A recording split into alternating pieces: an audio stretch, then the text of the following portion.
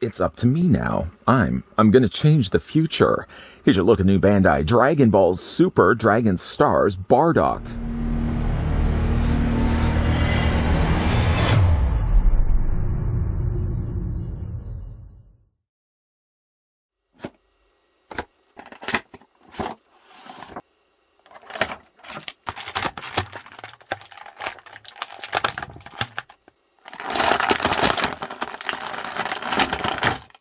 Fans, collectors, and kids of all ages will be thrilled by this 6.5-inch scale as they bring the world of Dragon Ball Super into their own world.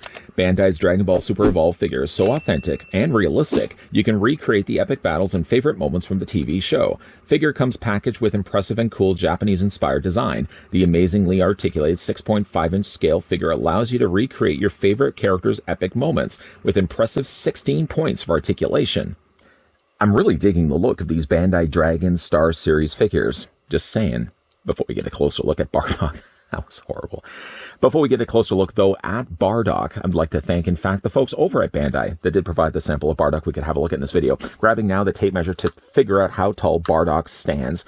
He's a little short than 6 inches. 6 is up there, so the figure's only about 5.5 inches in height, or is roughly 14 centimeters tall.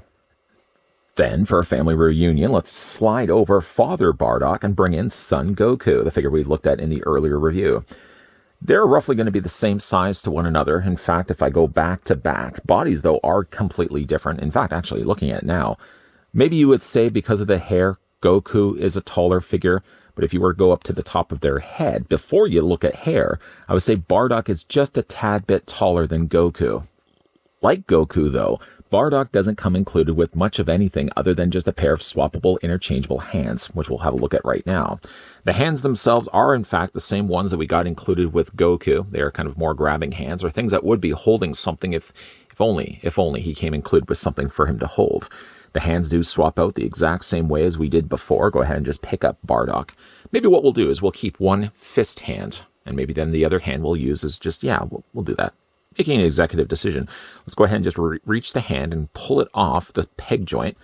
And let's go ahead and follow up with providing, of course, grabbing the right hand. We want to make sure, of course, we've got the thumb facing the right way. And then we're just going to put that back onto the peg joint. Now, it still has the same issue as the time we looked at Goku. These peg joints are good, but they shift back and forth a lot when you're just trying to get the hands back properly on there.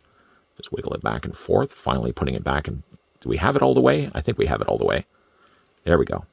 I think so. Let's hope. There we go. All right. So, of course, you do have one fist. You have one grabbing hand. You don't have to commit the idea of actually swapping out both of them. You could, like I've just now done, swapped out and changed only just the one of them. Skin tone-wise, actually, one thing I will point out between the two figures is that Bardock is noticeably a lot darker in skin tone than Goku we looked at before. The head sculpts, though, are not the same, actually. In fact, you can see that Bardock's eyes are a little bit closer to his nose. It seems as well he has a more chiseled face, a pointier-looking chin, and of course the notable scar there on the side of his cheek. I do think, I'm happy, first of all, that they did decide to use a different skin tone instead of just carrying it over. I think Bardock in this series is actually a little bit of a darker skin tone anyways, so it would make perfect sense to replicate that also in the figure as well. Bardock also notably is a little bit more thinner of a build.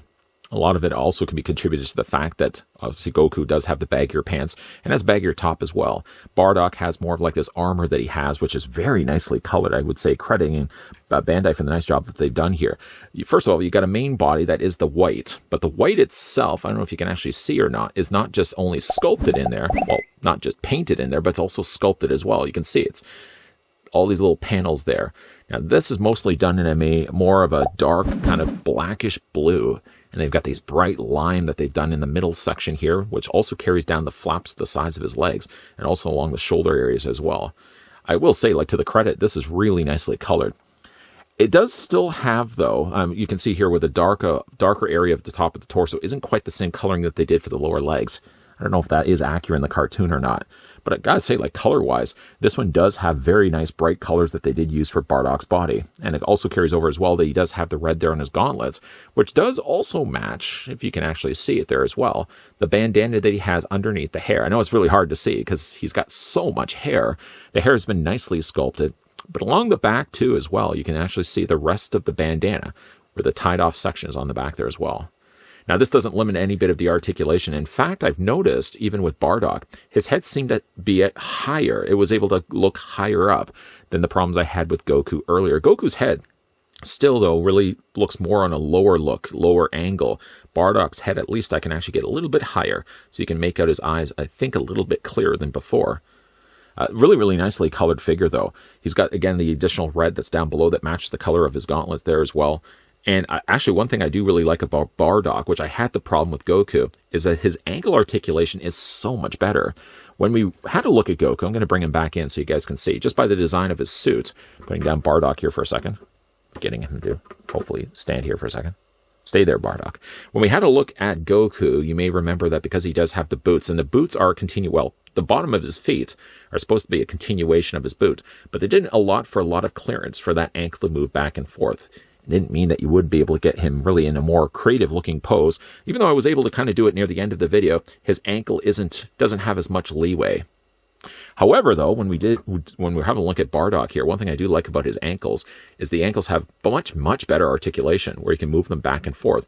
So it means that when you are displaying the figure, you can actually get him in a proper wider stance, and the figure's not going to have any problems when it comes to falling over. For the articulation here on Bardock, let's start things first with his head sculpt. It does technically rotate all the way around. You will want to be careful, though, of course, because the back of the bandana, that's going to clip against the top of the shoulder. And realistically, too, you don't really want to be taking anybody's head and rotating it all the way around anyways, whether he's a Saiyan or not. The head does look up and down. It does look back and forth. He does also have, though, a secondary ball joint at the base of the neck. It doesn't seem to be doing as much, though, as what I've noticed here with Goku. The shoulders do rotate all the way around. You can see there's the pin joint right there that allows the arms to hinge out.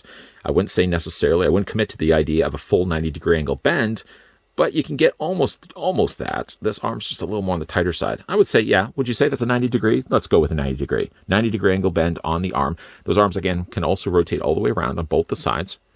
And the figure does have a bicep swivel with a really nice double hinge on the elbow. I did notice, though, with Bardock, unlike Goku, is his elbows are a little looser on my figure. The hands do rotate all the way around. They're also on pin joints. The upper torso is on a ball joint, though you can't move it as much as Goku could. The legs do split out. They are obviously a little bit more limited because he does have the side skirting that goes down, covers over the front of his thighs, and of course that's going to cause a little more problems when it gets him to split. Not that you really could get him, I guess you could get him in full splits because he does have, or at least as much of a splits as I'm doing right now, because at least he has the benefit of having the additional ankle articulation that wasn't present before, at least on Goku. Double hinge on the knee.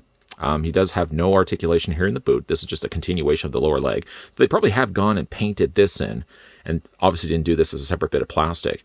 But yeah, I really like the idea that this one does have a lot more ankle articulation.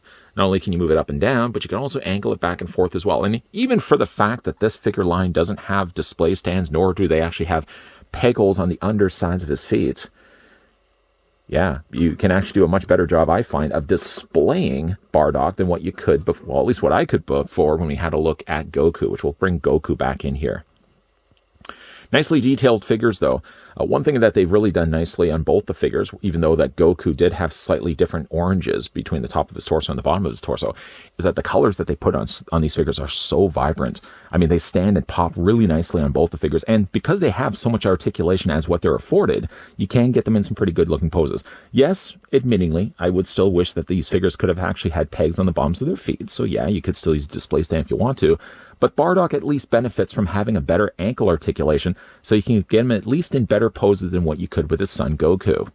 Between the Bardock and the Goku that we looked at earlier, I actually think I like Bardock just a little bit more. His face has more personality to it, the little scar on the side of his face. He's got, of course, the bandana, and his colors as well in his costume are just so more brightly handled than the all orange and blue that we got before with Goku. To this figure's credit as well, he does benefit from having better ankle articulation. I'm sure the ankles were exactly the same between the two figures, because I can't imagine that Bardock has exclusively ankle articulation and Goku couldn't have that, but I think just by the design of the boot for Goku, it just did eliminate a lot of the necessary ankle articulation that would allow that figure to give better posing, of course. I can do a much better posing job of displaying Bardock here, because he does have more of that gap space where the bottom of his legs There's that little space before it gets to the ankles, and that's just the right amount for allowing some decent ankle articulation. The figure does limit a little bit on the sides of his thighs, just because he's got the flaps of his armor coming down, the very nicely bright green armor. I think the top of his body was likely molded in white, and then they've probably gone in there, because the white is pretty bright. I didn't mention that in the review, but the more I look at it, the more I'm thinking the top of his torso was started as white, and then they went in there and brightly colored all that fluorescent green, and they added the darker bluish black. It does make for a more colorful, better, nicely sculpted figure. And to, again, the credit of Bardock, a figure that poses a lot easier because he does have the ankle articulation. Whether it was there or not with Goku, I can do a better job of posing Bardock than what I could with Goku. A big thank you once again to the folks over at Bandai that did provide the sample of the brand new Dragon Ball Dragon Star series, Bardock. What do you guys think of the figure? Let me know down below in the comments section. And if you enjoyed this video, hit it with a like. If you're loving the content you guys are seeing and certainly haven't already had the chance to do so, then make sure you hit the subscribe button down below. It helps you to know when new videos, well, first of all, you can as well turn the bell notification, but between those two, it helps you to know when new videos are coming on. It's your 411. It's someone knocking on your door just to remind you. Somebody's not really going to be knocking on your door to remind you of new videos. I would hope not. That's kind of creeperish. But yeah, we are going to be getting more videos coming out. So obviously you're going to want to make sure you're in the know when new videos are going to be popping up here on this channel. And as always, guys, thanks for watching. See you guys next time.